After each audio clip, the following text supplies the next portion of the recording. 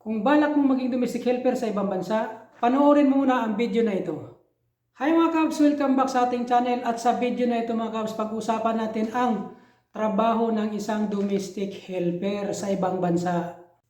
At ang unang-una dyan mga Kabs, kung ano talaga ang kanilang mga trabaho, mga hamon at hirap na maaring maranasan, mga benepisyo at oportunidad, mga dapat ihanda bago umalis sa Pilipinas, at panghuli mga Kabs, mga tips paano magtagumpay at paano maiwasan ang mga problema. Mga Kabs, alam naman natin na ang pagiging DH o domestic helper sa ibang bansa mga Kabs ay hindi maging madali mga Kabs. Mayroon itong mga hamon ng buhay, kaharapin mo bago ka makarating sa iyong tagumpay. At hindi lang yan mga Kabs, marami pang mga problema at mga pagsusubok sa iyong buhay bago ka magtagumpay bilang domestic helper mga Kabs. Kaya sa video na ito mga Kabs, ipaliwanag natin para magkaroon ka ng idea bago ka pumunta at mag-apply ng isang domestic helper mga Kabs. Unang-una dyan mga Kabs, ano talaga ang trabaho ng isang domestic helper sa ibang bansa? So mga Kabs, iba-iba ang mga trabaho ng isang domestic helper sa ibang bansa mga Kabs. Halimbawa, nandito ka sa Saudi Arabia, meron dito mga Kabs, tagalaba ka lang, meron dito mga Kabs, taga-plancha ka lang, meron dito mga Kabs, taga-alaga ka ng bata, taga-alaga ka ng matanda mga Kabs. At usually sa mga DH mga Kabs dito sa bansang Saudi Arabia ay all around talaga sila mga Kabs sa pagtatrabaho sa buong bahay. Ngayon mga Kabs, dito naman tayo sa mga hamon at hirap na maaaring maranasan ng isang domestic helper sa ibang bansa mga Kabs. Nandun na yun mga Kabs yung pangungulila sa pamilya. Mamiss mo yung mga anak mga Kabs, mamiss mo yung nanay, tatay mo mga Kabs dahil malayo ka at 2 taon ka dito magtatrabaho mga Kabs.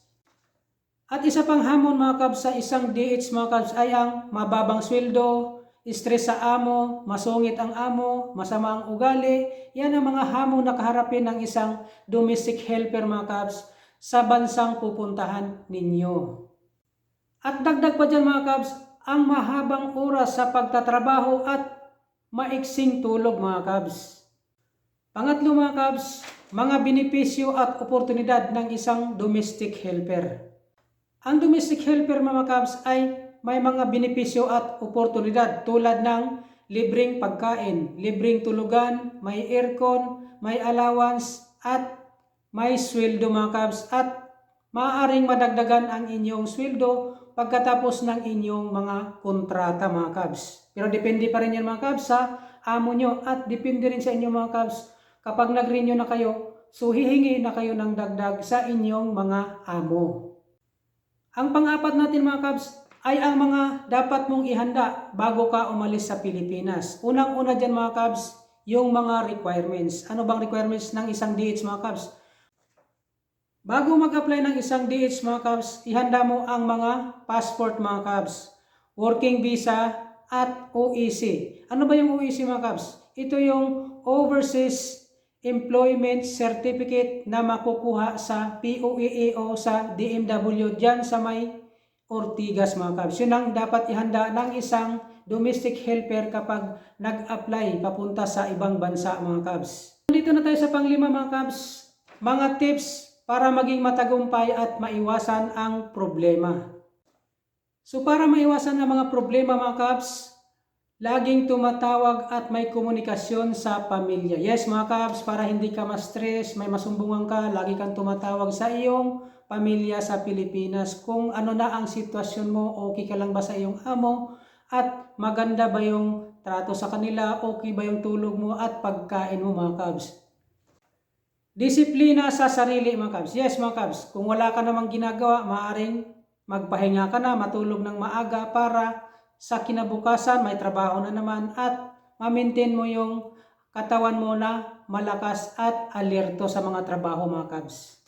Mag-adjust sa mga lingwahe at wika. Yes mga Kabs, dito kung sa Saudi kayo magtrabaho, ang salita dito mga Kabs ay Arabic. Pero bago kayo mag-apply, hindi na kailangan mag-aral pa kayo ng Arabic. Pero kung mag-aral man kayo, ang agency ay nagtuturo ng Arabic mga Kabs, mas malaking advantage mga Kabs. Pero kung hindi naman kayo nag-aral o wala kayong Arabic na salita ng tutunan, dito na kayo matuto sa inyong mga amo mga kabs kasi tuturuan nila kayo kung anong mga lingwahe, anong tawag dito, anong tawag doon at tuturuan kayo ng inyong mga amo mga kabs.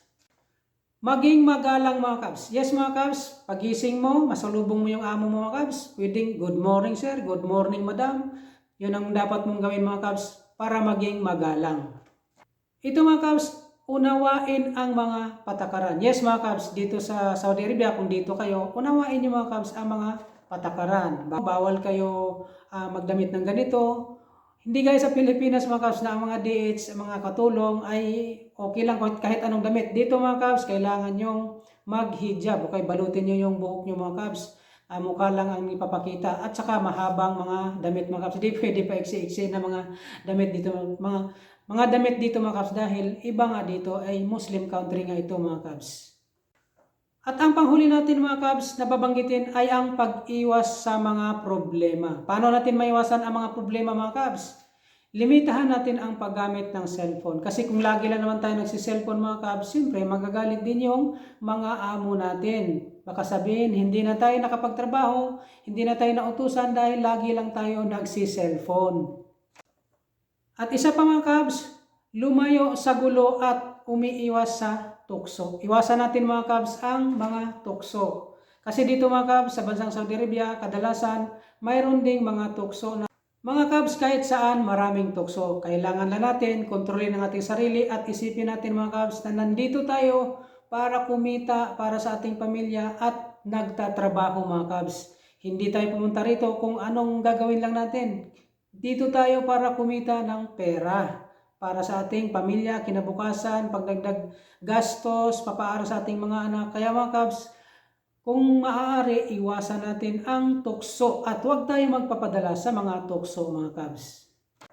At ito pa mga kabs, humihingi ng tulong kung kinakailangan. Yes mga kabs, kung nahirapan ka mga kabs, kung hindi na talaga ang maganda ang environment sa'yo, kung ipit ka na talaga mga kabs, huwag mong kalimutan humingi ng tulong sa ating mga embahada, sa pulo, sa mga kamag-anak mo. Kailangan may komunikasyon ka mga kabs para madali kang makaiwas sa problema mga kabs.